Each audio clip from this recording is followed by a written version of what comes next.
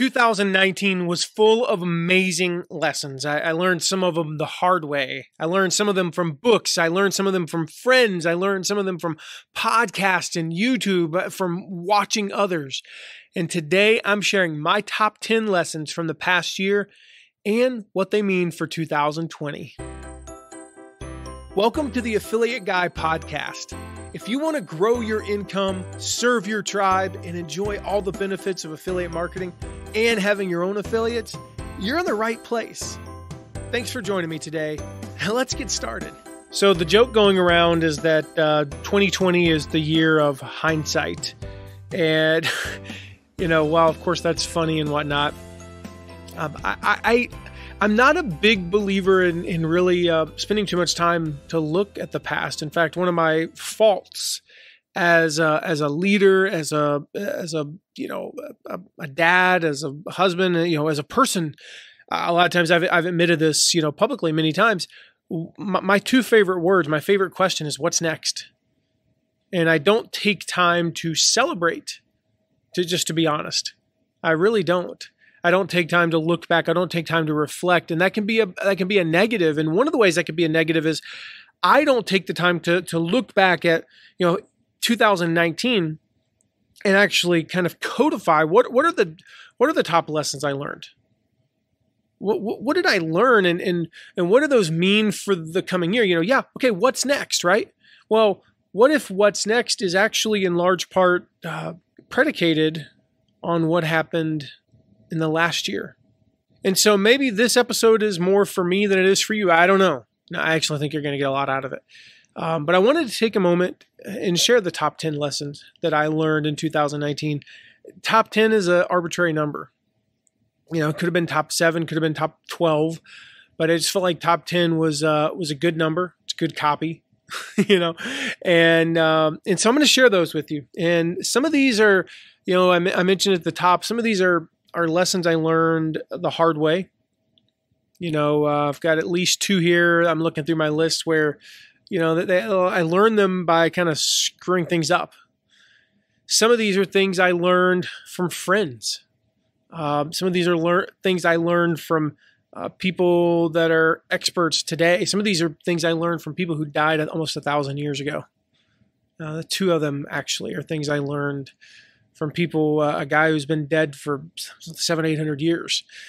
So kind of all over the place. Books, some of these are like an amalgamation of, I kind of learned it from a book, but then I messed it up and learned it the hard way. And I also heard it on a podcast and I learned this 7 years ago. And then we tried this. And then I heard a friend of mine say something, some of them are kind of all of those combined. Now, before we get into that those top 10 lessons, just real quick, I do want to give a shout out to Garrett B., who just left a rating and review. He left his on iTunes. If you have not yet left a rating and review, please do. It helps us to move up those rankings, get found by more people so more people can get this message. And I hope you'll share this episode with them. I think this episode is going to be one where I'm going to kind of go in some places maybe I don't normally get to go on this podcast. Hopefully you like it. Hopefully you get value out of it. But share this episode. I think it'll be a big benefit to a lot of people. But Garrett said, if you've ever wondered how to leverage what others have created to make money, look no further than Matt McWilliams. Affiliate marketing can be challenging, but Matt makes it simple and profitable with his simple tips and tricks. You got to be seeing that theme. It's the word simple is a very common theme in these reviews. And so hopefully I keep these simple. Now today might be like the least simple or the most simple. I don't know. We'll see. Episode that I've ever had. But we're going to dive right in here with those top 10 lessons I learned in 2019. And as I go along, really one of my focuses is to share what those mean for you in the coming year. So lesson number one is a quote from Rumi. To be specific, his name is Jalal ad-Din Rumi. He was a Persian poet, a mystic, if you will. And I don't know a lot about him other than 2 quotes that I'm going to share with you today. And the first one is this. This is lesson number 1 from 2019. You are not a drop in the ocean. You are the entire ocean in a drop. Now, what does that mean? You are not a drop in the ocean. You are the entire ocean in a drop. To me, that means I believe that we always think of ourselves as being so small in the grand scheme of things, right? Like just this one tiny drop in the vast expanse of the ocean, right? I know for me, it means, well, all I do is teach affiliate marketing. All I do is teach online business. All I do is teach people, how to make some money online. That's so small. But when you look at what I did in 2019, I helped some people to sell hundreds more parenting courses for people who have, we'll just say, hard to deal with children. I helped a lot of affiliates make a lot more money doing that, which helped their business. But I thought of it one night and I said, you know what? Right now, it was bedtime for our kids. And we had a very peaceful bedtime that night, as we do most nights. And it hit me. You are not a drop in the ocean. You are the entire ocean in a drop. There were hundreds of families that night that were having a peaceful bedtime too, because some people did affiliate marketing and sold them a course that taught them how to have a more peaceful home, because I taught them how to do affiliate marketing. That's what this is about, right? If you think about it, what this quote means to me is that all of our experiences, all the people we meet, they're in our hearts and souls. And so we carry the world inside of us. Each and every one of us does, making us all kind of like the entire ocean in a drop. And we have the ability with this little thing that we do. Maybe you teach gardening. Maybe you teach, whatever. It doesn't matter. Maybe you created a product and you're looking to get affiliates, and you think, well, what does that product mean in the grand scheme of things, right? So much more than you can even imagine. Like, we're not small in the grand scheme of things. We're not one tiny drop in this vast ocean. The entire ocean is in our tiny drop. So what Rumi says is, you are not a drop in the ocean. You are the entire ocean in a drop. And I just believe that is so powerful. The second lesson I got in 2019 was, and actually second and the number 2 and number 3 are kind of tied together. Number 2, from a tactical standpoint, you have to form a circle of people who share your content. And you share each other's content. You have to be intentional about this, okay? So you need a circle of 8 to 12 people that you get together with them. You have similar niches, but you're not like direct competitors, and you share each other's content. Yeah, you can be JV partners. You can be affiliates for each other. Sure, I'm talking about just sharing content. Like every day, you're going to share one piece of content from this group.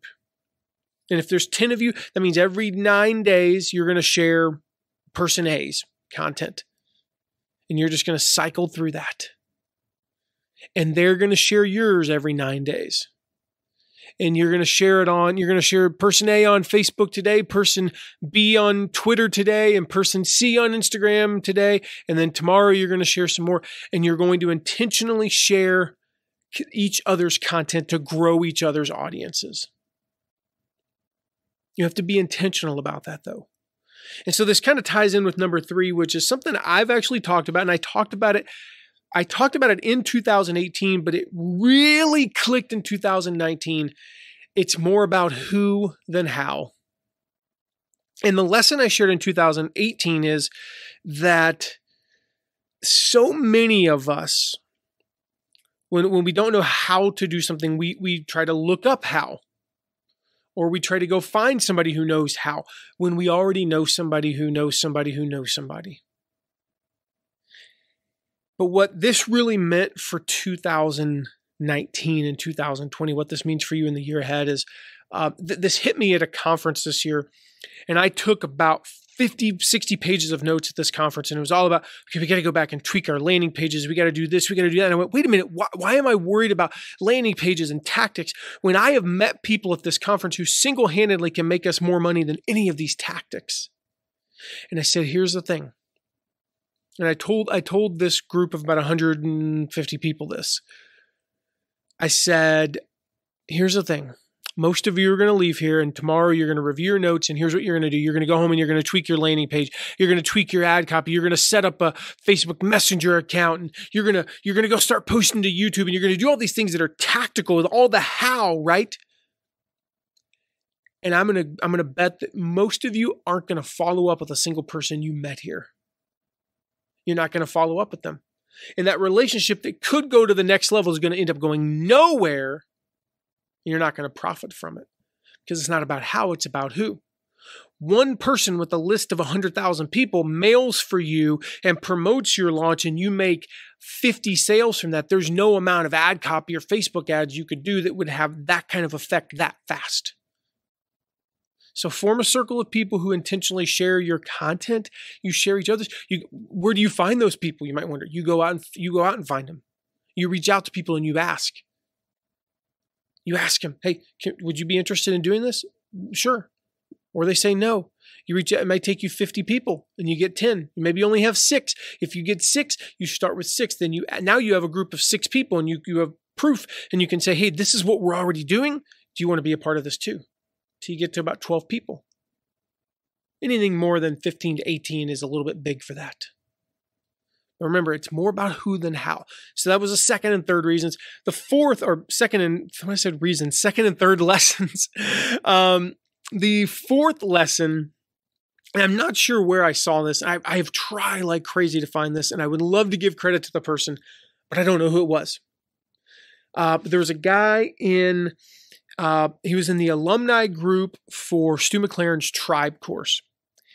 And he reached out to others to ask if he could interview them. This is similar to what we did recently. We reached out to some friends and said, hey, can we do it? We're doing a live stream. We want to talk about how awesome Product Launch Formula is. Would you be willing to come on and share, 15 or 20 minutes of your story? They did a better job of selling it than we ever could. Here's the thing. If you don't know anyone who's used the product and you want to do a live stream, and this is a tactical one, you want to promote something and you want to have people on who've also taken that course or used that product, but you don't know anybody, then go to a Facebook group of people, of users. In this case, there are thousands of them, and say, hey, could I interview you? It'll be exposure for you. People love to do that kind of stuff. So if you don't know anyone, just go do that. I love that he did that. Lesson number 5. When I teach something, don't just teach people what to do. So if you've got a course, if you've got a platform where you're teaching people, don't teach them what to do. I mean, do teach them that. Just don't just teach them that, if that makes sense. Teach them what not to do. In other words, they need to know the ramifications of doing it wrong. And they also need to know that you've done A, B, and C before you got to D. And they're going, wait a minute, I don't want to make those same mistakes. And so you teach them the ramifications of what doing it wrong means. A lot of times how you can do this in terms of selling an online course is maybe there's 10 things that they need to do, and you teach them 9 that they shouldn't and 3 that they should, and they get a little quick win, a little taste of success, and they want more, so they buy your product to get the other 7. But don't just teach them what to do. Teach them what not to do. Teach them the mistakes that they could make. Teach them the how bad that can be. Like, amplify the pain from doing it wrong. So if you're teaching somebody, teaching them how to work out, teach them the wrong form. Show them what the wrong form looks like on a bench press, on a deadlift, on a leg press, on a squat.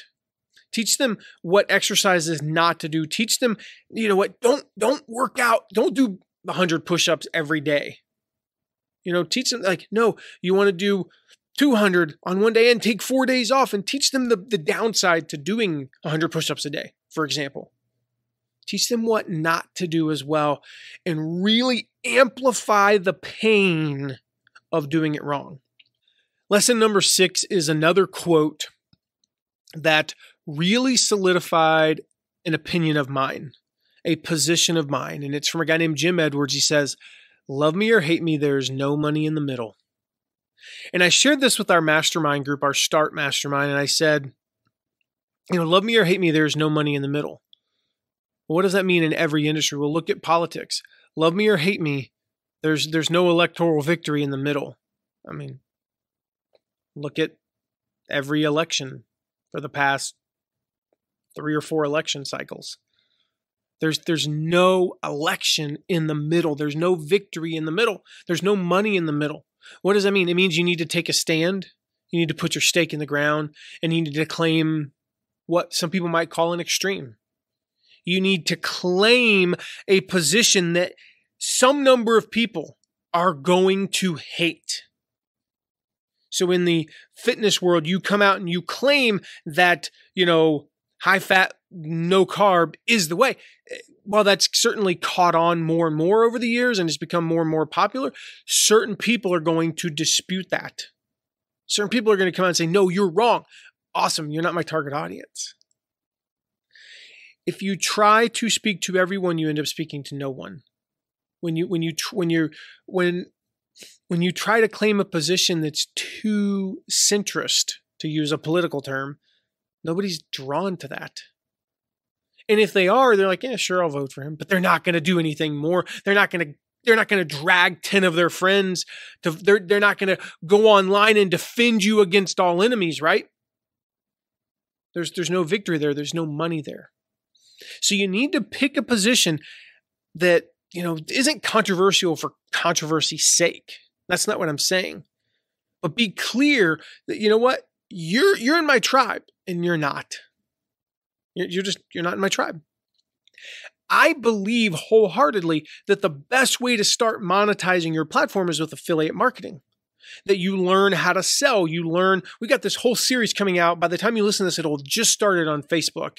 So if you're not following my Facebook page, make sure you do. mattmcwilliams.com/Facebook. Go like it. All that stuff, because you want to get these. I'm got 20 reasons why you want to start affiliate marketing in 2020. And one of them is that it teaches you how to sell. It gives you the confidence to know how to sell. And you learn what your audience wants. And like I said, I got 20 reasons in this series, but I wholeheartedly believe that. And I also wholeheartedly believe that you should be monetizing from day one, not waiting 6 months or a year. That is a controversial position with some people. And so what I say is they're wrong. The gurus who teach the opposite of what I teach are wrong. Here's the reasons. Going back to what we talked about, I teach them what not to do and the pain of that.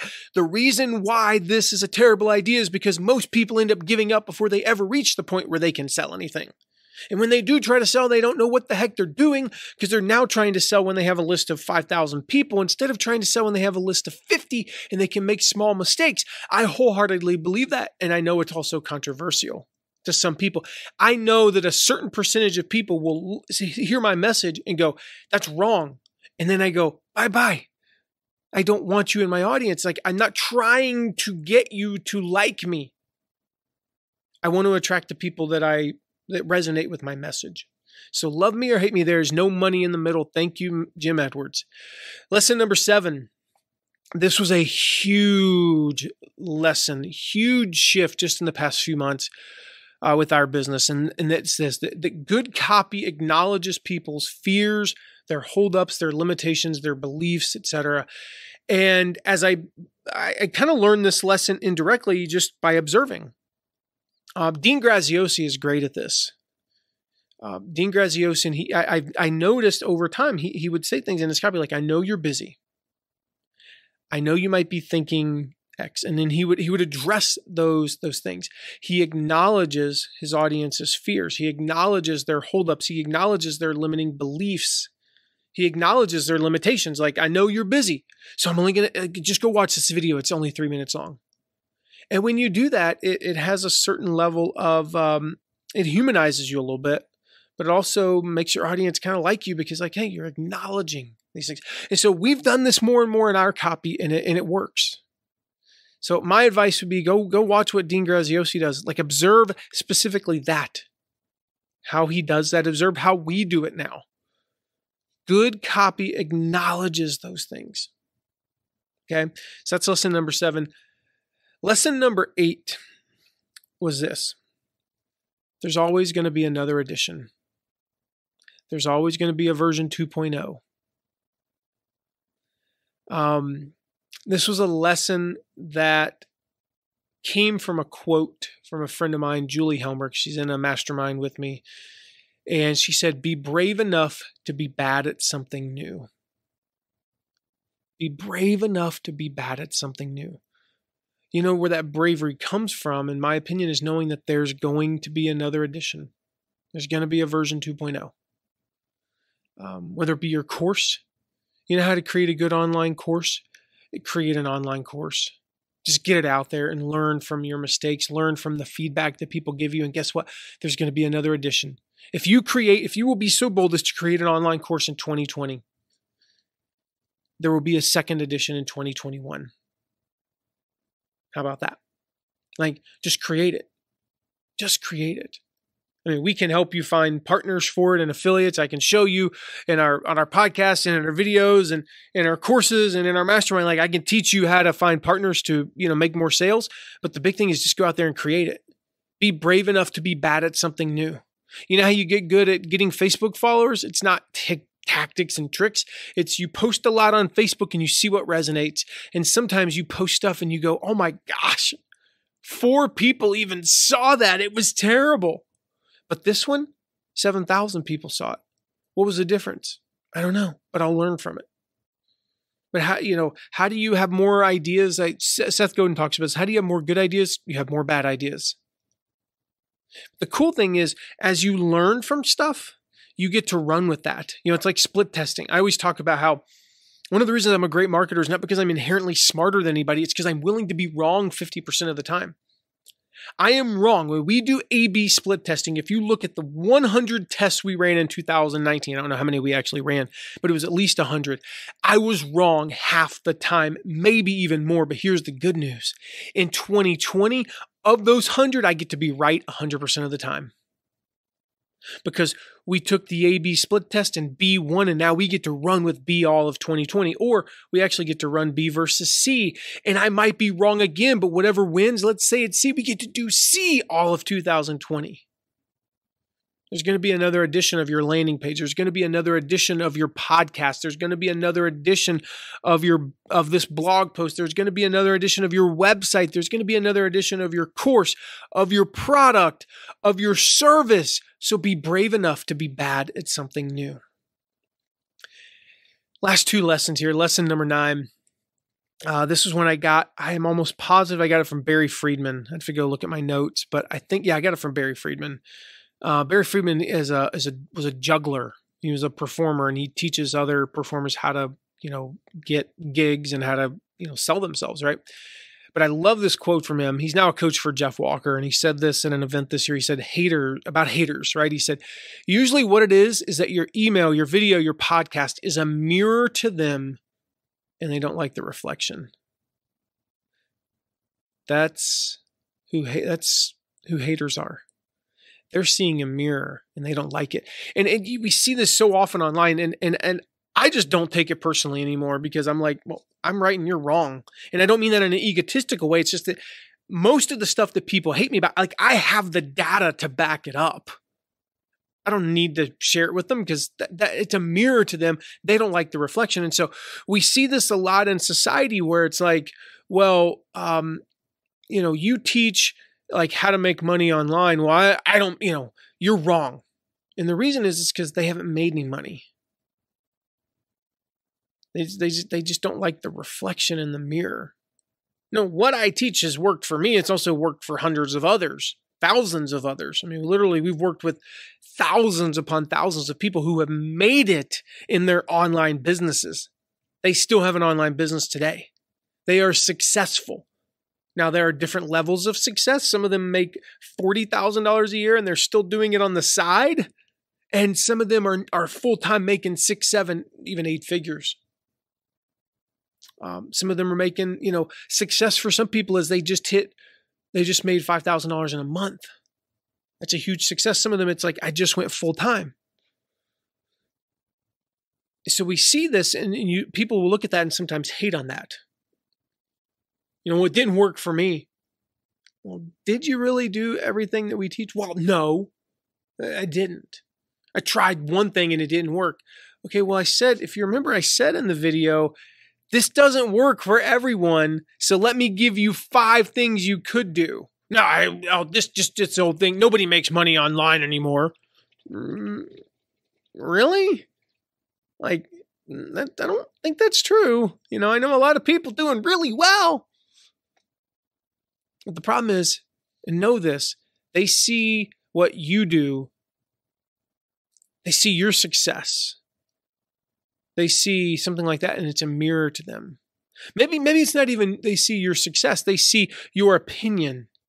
They see you, to go back to that, like, what's worked for me to lose 40 pounds is a ketogenic-esque diet. It's not exactly ketogenic, but it's similar. Does it work for everyone? No. So if I say, I believe that the way for most people, or at least for me, is to lose a significant amount of weight is this diet, and they go, you're wrong. That doesn't work for everyone. I never said it works for everyone.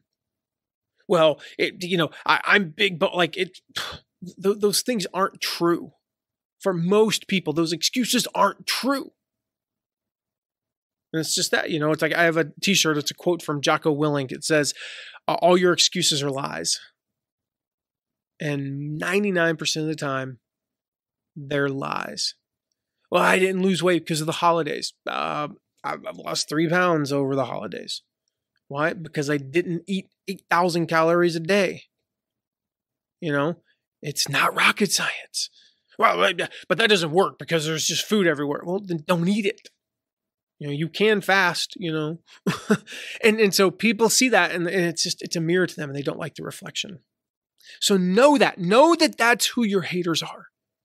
It's people who see what you're doing, what you say, and they don't like the reflection. So don't take it personally. So we started with a Rumi quote. You are not a drop in the ocean. You are the entire ocean in a drop. And I want to end with a Rumi quote. This was a powerful lesson for me in 2019, a life-altering lesson. Rumi says, set your life on fire.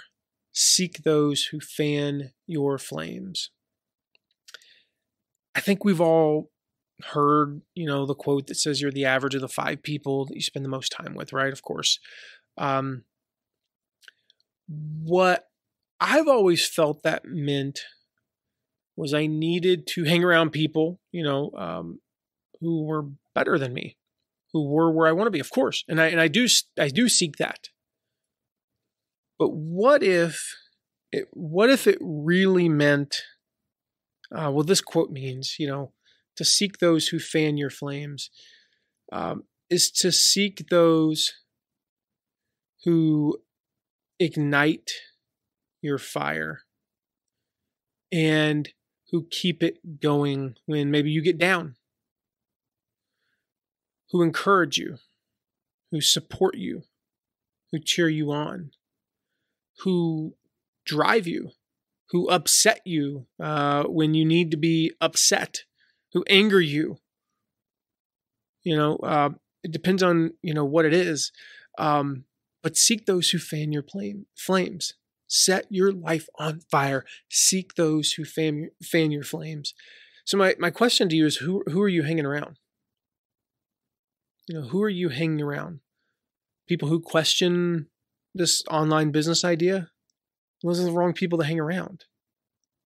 Maybe it's time to level up. We have our Start Mastermind, for example. We have a couple spots open for 2020. We're taking applications. You go to mattmcwilliams.com/start. I'll put the link in the show notes. But be intentional. I would encourage you that if someone in your life is not fanning your flames in some way, if they're, what's the term? I think, and I'm drawing a blank. I think it's sycophant. All they do is agree with everything you do. They're not really encouraging you, and they're not pushing. They just agree with everything you do. They just think you're wonderful no matter what you do. That's okay if they're your children. Okay. But do you need friends like that?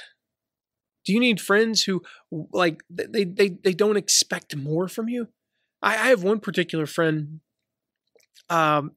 He expects more from me.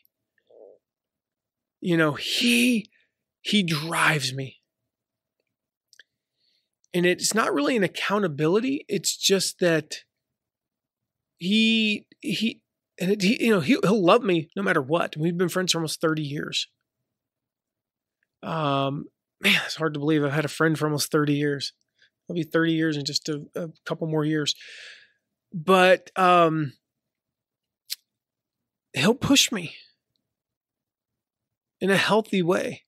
He'll encourage, and then when, if I make 10% progress, he encourages, he celebrates with me. But he doesn't let me settle for mediocrity. Every day he fans my flames. I have a coach that every day fans my flames. And, the other day he just said, listen, I gave you a couple weeks there where your performance here leveled off, but I can't keep up. So it's okay, what do we need to do? And we came up with a plan. He fanned my flames. So who are you around? In what areas of your life, in your business, your online business, do you need to level up? Do you need to be around people that fan your flames? If you don't have those people in your life, even if you do, maybe our Start Mastermind's a great place for you. Maybe you should go apply. There's no obligation. Go apply, set up a call, and we'll see if it's right for you. We'll see if we can help you, to fan your flames. But I know for me, what that meant was there were some relationships that needed to end or needed to be distanted. There were some people that I don't need to intentionally hang out with. You know what? Maybe they're family. If you're in my family and you're listening to this, it's not you. Or is it? But no, there were some people like I don't have a choice, but I'm going to be around them occasionally. But I don't have to be in the same room. I don't have to listen to them. I don't have to get involved in their conversations. I don't have to. I tried. They're not fanning my flames. I need to move on. I need to move on from that relationship. And then there are people who I was not investing enough in them that they would fan my flames. So I need to invest more in that relationship so that they can be a flame fanner for me. Just made up a term there. It's terrible, actually. So yeah, set your life on fire. That means self-motivation, self-driving. You want to be a self-driven person, of course. But then seek those who fan your flames. And if you can picture that, you're already on fire. You've set your life on fire. Now you just need somebody going, breathing life into you and fanning your flames. So those are my top 10 lessons from 2019. Next week, I'm going to share my top 10 mistakes.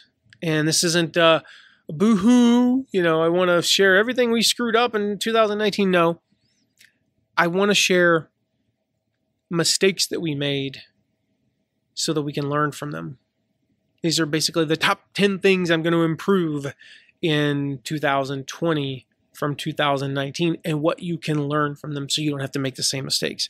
Now, I have no promises, actually, now that I think about it, that there's going to be 10. I've not put together the list yet, but I will have a top X mistakes. It'll probably be odds are we'll come up with about 30, so we'll limit it to 10. But let me know if this episode resonated with you. I know it was a little bit different, but let me know.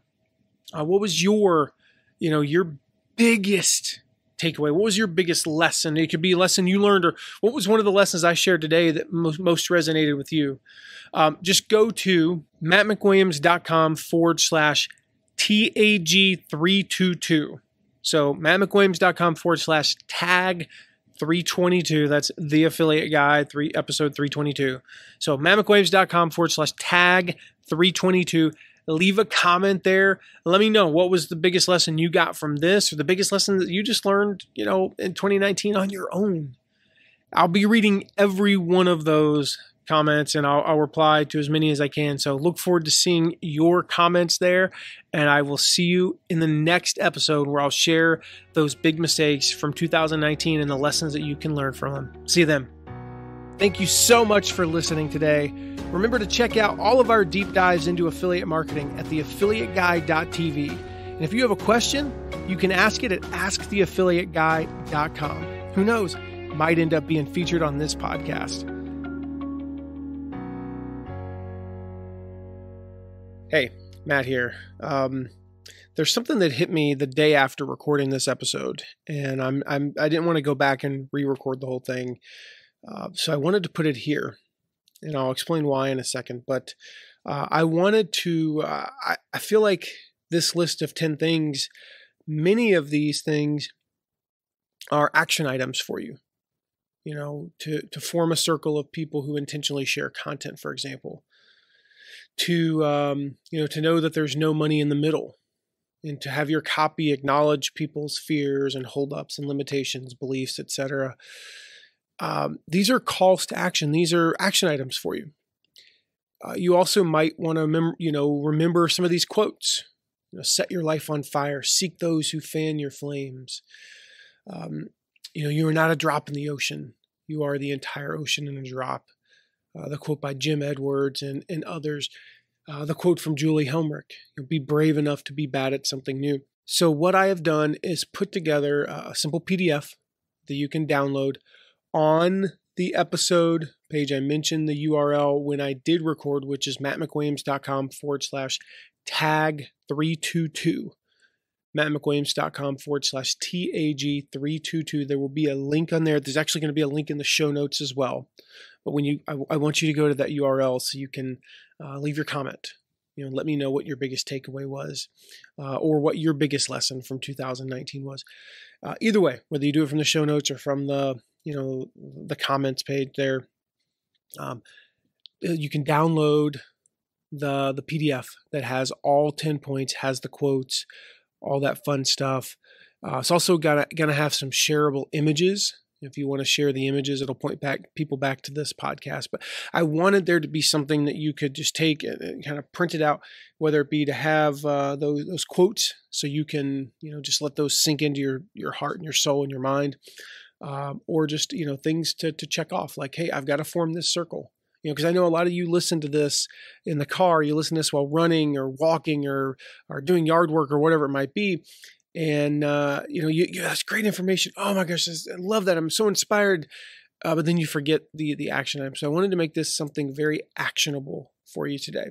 So it's in the show notes. The link is in the show notes, or mattmcwames.com/tag322. Go there and grab this PDF. I'll see you soon.